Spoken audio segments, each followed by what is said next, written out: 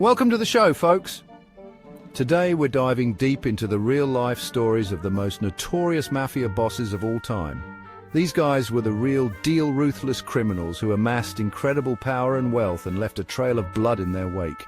We're talking about guys who lived by their own code, outside the law, and became legends. We're going to break down their rise to power, their criminal empires, and just how much money they were really raking in. Get ready for some crazy stories. These guys were involved in everything from bootlegging and gambling to drug trafficking and murder. We're talking about names you've heard whispered in hushed tones, names that still carry weight. Al Capone, Pablo Escobar, John Gotti, Frank Lucas, Carlo Gambino. These guys were more than just criminals. They were icons. So buckle up, because we're about to take a wild ride through the history of organized crime. First up, we've got Al Capone, arguably the most recognizable gangster of all time. This guy was a straight-up outlaw during the Prohibition era, when booze was illegal in the US. Talk about a business opportunity. Capone saw a chance to cash in and built a massive bootlegging operation. He ran Chicago with an iron fist, controlling everything from speakeasies and brothels to gambling dens and unions. This wasn't some small-time operation either. We're talking millions and millions of dollars flowing in every year. Of course, where there's that much money, there's bound to be violence.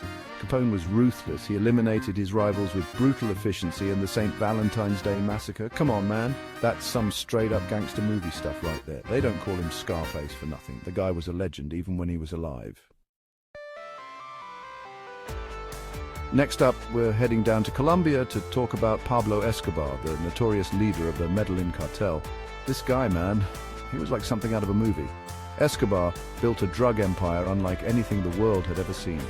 At the height of his power, he was supplying something like 80% of the cocaine smuggled into the United States. Think about that for a second. 80%. He was making more money than he could even count. We're talking billions upon billions of dollars. And with that kind of money comes incredible power. And man, Escobar had it all. Politicians, judges, the police, they were all in his pocket. He was basically untouchable. But here's the thing about power. It can be a dangerous game, and for Escobar it eventually caught up with him. Still, this guy's story is insane, man. It's a wild ride. Now let's talk about John Gotti, the dapper Don. This guy was the epitome of the modern mob boss, flashy, charismatic, and always dressed to the nines. He took over the Gambino crime family and turned it into a money-making machine. Gotti was all about extortion, racketeering, loan sharking, you name it, he had his fingers in it, and he loved the limelight. He was constantly in the newspapers and on TV, and people were fascinated by him. He played the media like a fiddle.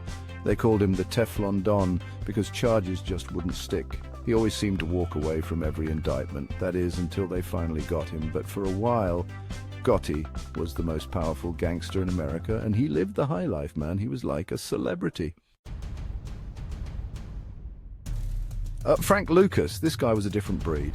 He was a straight-up hustler who saw a way to make big money during the Vietnam War. We're talking about heroin, man. Lucas cut out the middleman and started smuggling it directly from Southeast Asia. His method, they say he used the coffins of dead American soldiers. I mean, that's cold-blooded, man, but it was also incredibly effective. Lucas flooded the streets with his blue magic heroin and made a fortune. He was pulling in $1 million a day at his peak, $1 million a day. He was living large mansions, cars, furs, you name it. Of course, it all came crashing down eventually. The feds caught up with him and he spent years in prison. But his story was so wild they made a whole movie about it. American Gangster with Denzel Washington. Last but not least, we've got Carlo Gambino, the boss of bosses. This guy was the real deal, a true godfather.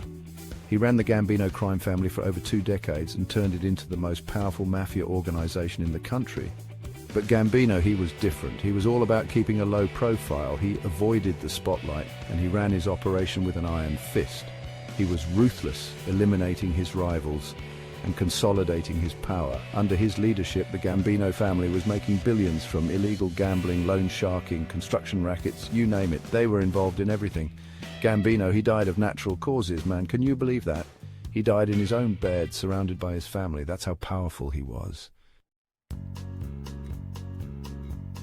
So, there you have it, folks. Our rundown of the top 5 most notorious mafia bosses of all time.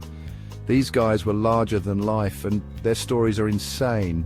They were ruthless criminals, no doubt, but you got to admit there's something fascinating about their rise to power and the empires they built. They lived by their own rules, and they amassed incredible wealth and influence, but it's important to remember the human cost of their actions. The violence, the addiction, the families they destroyed. These guys were not heroes, they were criminals, and their stories should serve as a cautionary tale. Thanks for watching. Don't forget to like, subscribe, and hit the bell icon for more intriguing content.